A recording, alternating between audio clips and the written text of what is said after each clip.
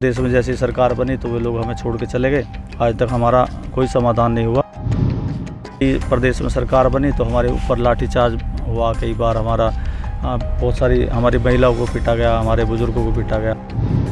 क्या हमारे किसान जिसकी ज़मीन छीन ली कहूँगा मैं तो, और हमारे लोगों को ऐसे लाठी वगैरह कर दी। विरोध किया और हम पे फिर डंडे बरसाए, तो पैदल के लिए भी हमें मना कर दिया। तो हम लोग रैंक के चले, हमारे कपड़े वपड़े छिल गए, सब कोनियाँ वोनियाँ सब खून हमारा निकलना लगा था। हमें नहीं लगता कि हमारा देश आज सुरक्षित हाथों में है और किसान के हितैषी लोगों के हाथों में है। 3 कानून को लेके चला था आंदोलन, उसमें वो अपने गुंडों को लेके चला गया था राकेश टिकैत पर डंडा बजाने। तो वो किसान हितैषी कैसे हो सकता है? वो यहाँ पे भी उसने कोशिश की, गोली चलवाई हमारे धरने के पीछे। एक तरफ किसानों को अन्नदाता कहा जाता है तो वहीं दूसरी ओर किसान बॉर्डर पर पिटता है, तो कभी सड़कों पर पीटा जाता है। तो ऐसी मतलब बदहाल हालत किसानों की भारत में है। पूरे भारत का, यानी कि पूरे भारत का किसान जो कि भारत का पेट भरता है, वही आज कहीं ना कहीं लाचार नज़र आ रहा है। मैं कैमरामैन से बोलूँगा सबसे पहले चेहरे दिखाए कि कितने समय से जो है किसान धरने पर बैठा हुआ है, कभी तो भूख हड़ताल, तो कभी ऐसे धरने करते करते। मैं सबसे पहले कहना चाहूँगा कैमरामैन से दिखाए, पोस्टर दिखाएं कि लगभग 2 दिसंबर 2016 से धरने पर बैठे हुए लगभग 8 वर्षों का समय बीत चुका है। और इस सरकार की ऐसी क्या मजबूरी है या सरकार की क्या लाचारी है कि इन किसानों की मांगें पूरी नहीं कर पा रही है। चलिए बात कर लेते हैं उन्हीं किसानों से सीधा कि क्या ऐसी सरकार की मजबूरी है कि जो इनकी मांगें हैं वो पूरी नहीं कर पा रही है। क्या नाम है भैया आपका? नीरज। ये क्या ऐसी मजबूरी रही सरकार की, या आप कब से धरने पर बैठे? सबसे पहले तो यही जानना चाहूँगा। 2 दिसंबर 2016 से हम लोग बैठे, जब हमारे प्रदेश में समाजवादी पार्टी की सरकार थी। उससे पहले भी हम आवाज़ उठाते रहे। 2009 में हमने अपनी बात रखना चाहिए, जहां थोड़ी सुनवाई भी हुई लेकिन नहीं बनी बात। 2 दिसंबर 2016 को जब हम लोग बैठे तो हमारे जितने भी भारतीय जनता पार्टी के हमारे क्षेत्रीय नेता जितने भी थे, जो वर्तमान में विधायक भी हैं, सांसद जनरल वी.के. सिंह, ये सारे लोग आए और इन लोगों ने बैठाया कि आपकी मांग जो है ये जायज़ हैं और हम आपके साथ रहेंगे, आपको साथ देंगे। लेकिन प्रदेश में जैसी सरकार बनी तो वे लोग हमें छोड़ के चले गए। आज तक हमारा कोई समाधान नहीं हुआ। और जो हमारी मांग भी थी उन दिनों, वही मांग हमारी आज भी हैं। जो 2009 में थी वही मांग हमारी आज भी हैं। हमें 2013 के बाद जो आसपास की जितनी भी योजनाएं थी सब 2013 अधिनियम एक बना कानून नया, उसके तहत मुआवजे दिए गए। जैसे हमारा ईस्टर्न पेरिफेरल है जो हमारे से 3 किलोमीटर आगे है। गाज़ियाबाद ज़िले में मधुबन बाबूधाम योजना है GDA की। नोएडा विकास प्राधिकरण है, और भी नोएडा की कई अथॉरिटियाँ हैं, सब 2013 से मुआवजा दे रही हैं। जिसमें बाबू जी क्या मजबूरी किसानों की, क्योंकि किसान मतलब आप लोग 8 साल लगभग होने वाला है, आपने खेती छोड़ रखी है और लगभग इतना समय हो गया है और लाचार है, मतलब उम्र भी है, तो क्यों सरकार नहीं मान रही है? ऐसे क्या ये कोई अधिकारी नहीं आता? ये किसकी कमी के कारण से ये जो आपको समस्याओं का ये सामना करना? अब ये तो सरकार ही बताएगी कि भाई हमारी बात वहाँ तक पहुँच भी रही है या नहीं पहुँच रही है। कई बार हमारे साथ मीटिंग होती है तो हमें लगता है कि हमारी बात सरकार तक पहुँच रही है, लेकिन वो जो मीटिंग चलती है उनका दौर निरंतर लगातार जारी ना रहने की वजह से हम फिर बैठ जाते हैं ऐसे ही। और भाई सरकार का हमें नहीं पता कि सरकार की मंशा क्या है हमारे प्रति, लेकिन हम इतना ज़रूर कह सकते हैं कि हम लोग जितने भी लोग यहाँ हैं, ये जो वर्तमान में सत्ताधारी जो पार्टी है, सब उसी के ही वोटर रहे हैं, उसी का साथ सबने दिया है। अब नहीं सुन रहे हैं तो ज़रूरी सी बात है खिलाफत तो होगी थोड़ी बहुत। और जो हमारे क्षेत्रीय नेता हैं, हम तो समझेंगे कि उनकी ही कमी रही है। अगर वो चाहते तो यहाँ के विधायक हैं, सांसद हैं, जब अखिलेश की सरकार यहाँ थी, जब हम लोगों को बैठाया था तो उनको हमारी मांग जायज़ लगती थी। जैसे ही प्रदेश में सरकार बनी तो हमारे ऊपर लाठीचार्ज हुआ, कई बार हमारा बहुत सारी हमारी महिलाओं को पीटा गया, हमारे बुजुर्गों को पीटा गया। तो हमें तो लगता है कि बस हमारा इस्तेमाल करना है वोट के लिए, और बाकी हमारी समस्याओं का समाधान कुछ नहीं करना है। बाबू जी कब से आप बैठे? किसान जो है परेशान है, आप कब से बैठे सबसे पहले, और क्या परेशानी है, क्यों सरकार नहीं सुनती आप लोग? 2016 से ही बैठे हैं, 2 दिसंबर से। पहली बात तो यह है कि हम 9-10 में भी धरना दे रहे थे हमारी 3 फसली ज़मीन थी। हम देना नहीं चाह रहे थे कि हम अपनी ज़मीन को नहीं देंगे, लेकिन परिषद ने बहुत दबाव डाला और इमरजेंसी धारा भी लगा दी। फिर इन्होंने क्या काम करा कि कुछ बाहरी लोग थे जो 50% के करीब थे, उन लोगों को सहमत कर लिया और वो मुआवजा उठा के यहाँ से भाग गए। तो कहने लगे परसेंटेज ज़्यादा हो गया, तो मजबूर कर दिया।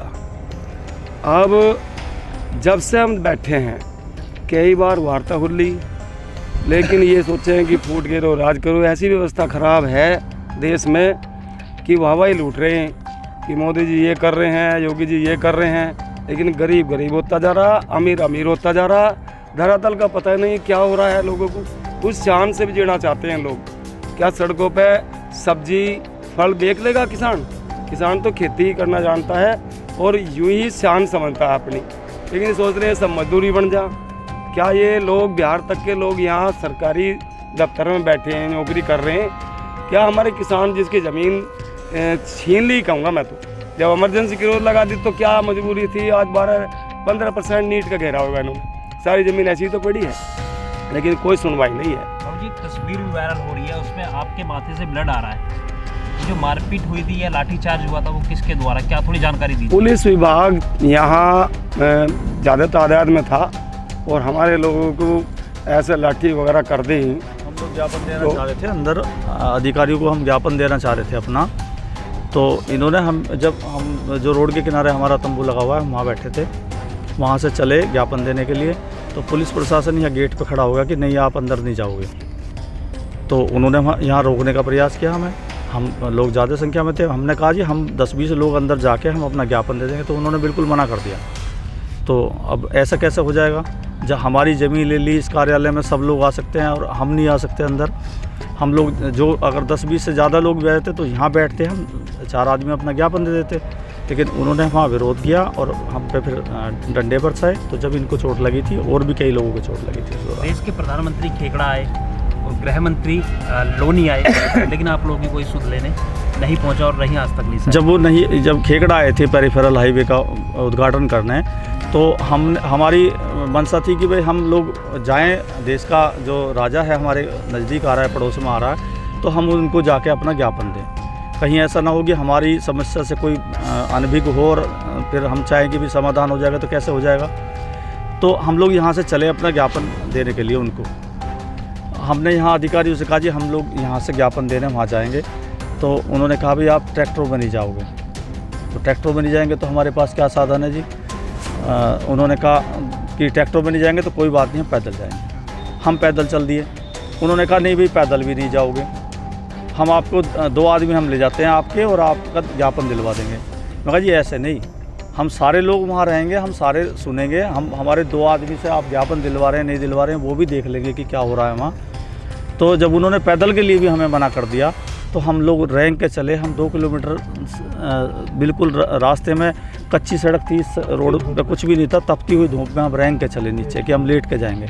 जब अधिकारी हमारे वो गिड़गिड़ाए पैर, बिल्कुल वो घुटनों के बल नीचे पड़े रहे कि नहीं आप ऐसा मत करो ऐसा मत करो। हम 2 किलोमीटर चले थे, हमारे कपड़े वपड़े छिल गए, सब कोनियाँ वोनियाँ सब खून हमारा निकलना लगा था। आपने देखी होगी वो बहुत वायरल हुई थी वो वीडियो।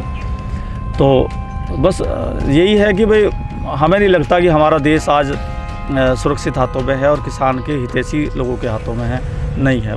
देश बिल्कुल बराबर। जनप्रतिनिधियों की बात करें तो यहाँ से लगातार अपने बयानों को लेकर सुर्खियों में रहने वाले बीजेपी विधायक नंदकिशोर गुर्जर हैं और सांसद हैं जनरल वीके सिंह, यूक्रेन तक गए हैं। मतलब वो यूक्रेन तक चले गए और यहाँ मंडोला किसान आंदोलन में नहीं आ पाए। ना वो ऐसे ही हैं जैसे यहाँ आए थे पैरासूट से।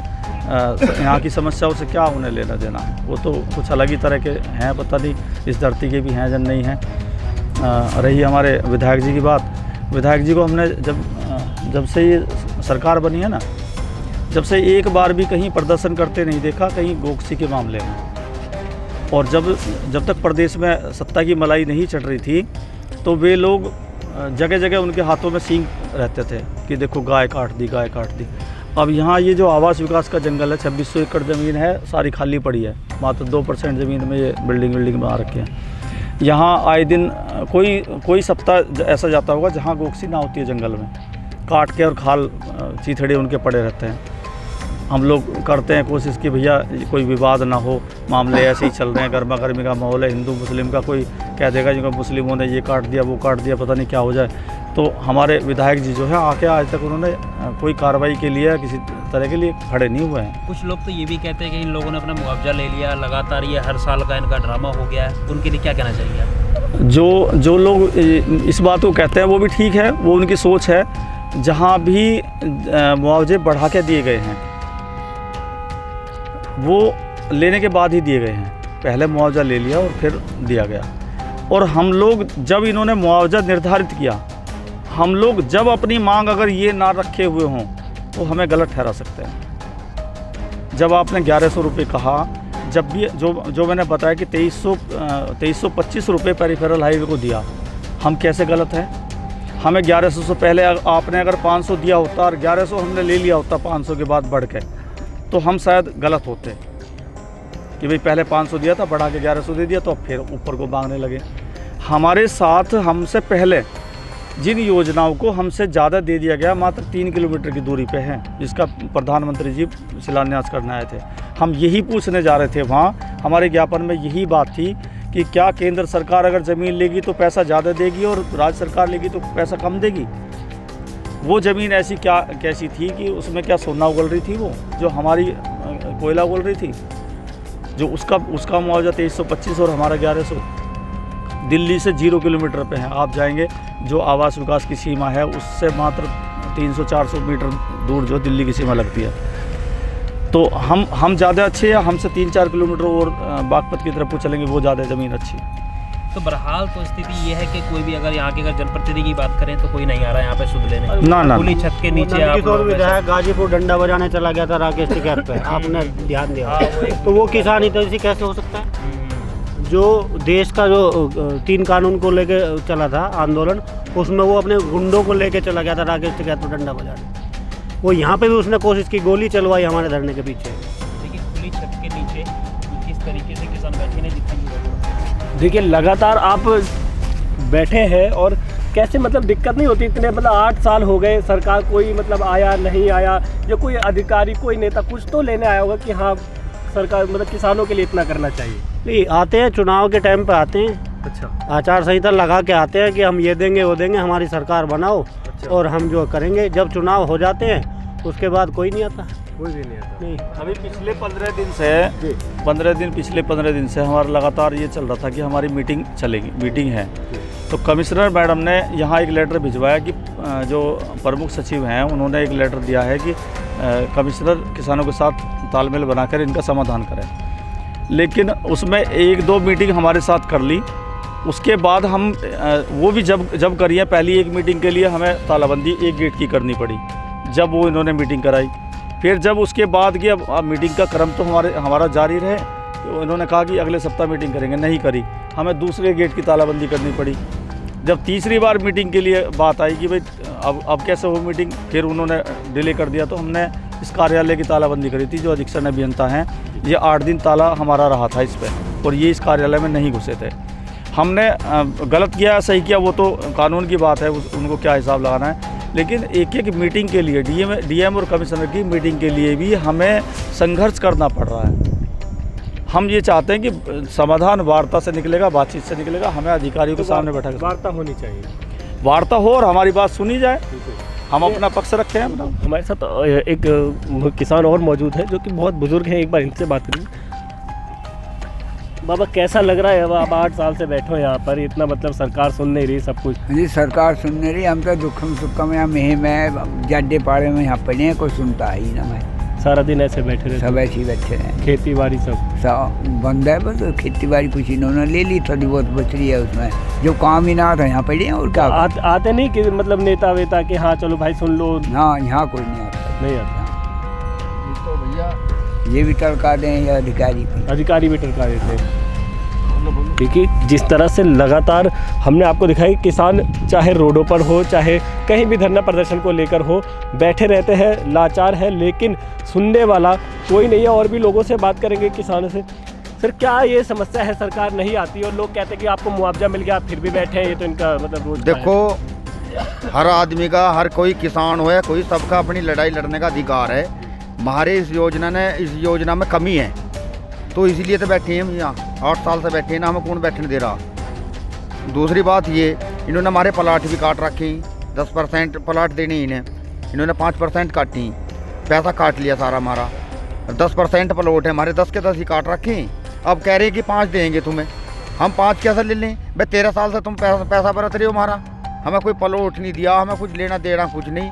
तो मेरा तो यही मानना है, ये जो सरकार है भाई किसान विरोधी है, किसानों की हितैषी सरकार नहीं है। पूरे देश का किसान परेशान है, सब दुखी हैं। तो अगर हितैषी होती तो 8-8 साल हो गए मंडोला किसान आंदोलन को, हम गंजे नंगे भूखे प्यासे सब तरीके रह लिए, तो ये समाधान नहीं होता। हम सरकार को चेतावनी दे रहे हैं इस बात की, अगर सरकार सक्षम है किसी मंत्री संतरी को बैठावें हमारे श्यामी, अगर हम साबित कर दें तो कुछ दे देना, हम अपने घर चले जाएंगे। तो ये किसी तरीके को भी मानने को राजी नहीं है। तो इनकी एक तानाशाही चल रही है, किसान विरोधी सरकार है, किसानों की कोई मानने वाली नहीं है। तो मेरा तो यही मानना है। एक बात पे आप बार बार जोर दे रहे हैं कि सब लोग कह रहे हैं कि भाई आपने पैसा ले लिया जी, और आप जो है फिर बैठे हैं, तो ये गलत बैठे हैं। तो मैं जो हमारी मांग पत्र है, मैं एक बार उसे कर दूं, थोड़ा सा आपको भी समझ में आ जाएगा। जो लोग आपके चैनल के माध्यम से दूसरे लोग वो लोग सुनेंगे तो उनकी भी समझ में आ जाएगा। पहली मांग तो हमने बताई थी कि हमारा जब पास में दूसरे लोगों को दिया गया है तो हमें भी दिया जाए। दूसरी मांग है, इन्होंने हमारी ज़मीन में से 10% ज़मीन काट ली, और इस बात को कह के हमारे करार में भी लिखा है वो कि इसके बदले हम आपको 6% विकसित भूखंड देंगे। जबकि जितनी भी और अथॉरिटियाँ हैं वो 10% ज़मीन नहीं काट रही हैं, वो अलग सारी ज़मीन का पैसा दे के 10% ज़मीन अलग से किसान को विकसित भूखंड के रूप में दे रही हैं। जो हमारे साथ में नाइंसाफ़ी हुई, क्योंकि किसान को तो समझ में आ नहीं रहा कि उनके कागज़ में क्या लिखा है। जब दूसरे लोग ऐसे दे रहे हैं तो आपने हमें क्यों नहीं दिया? इसके अलावा हमारे यहाँ जो गरीब परिवार थे पहले, सन 1981 में 650 गरीब परिवारों को प्लाट दिए गए थे आवासीय। 650 लोगों के प्लाट इन्होंने ध्वस्त करके, उनके जो कमरे उमरे बने हुए थे इन्होंने कब्जा लिया।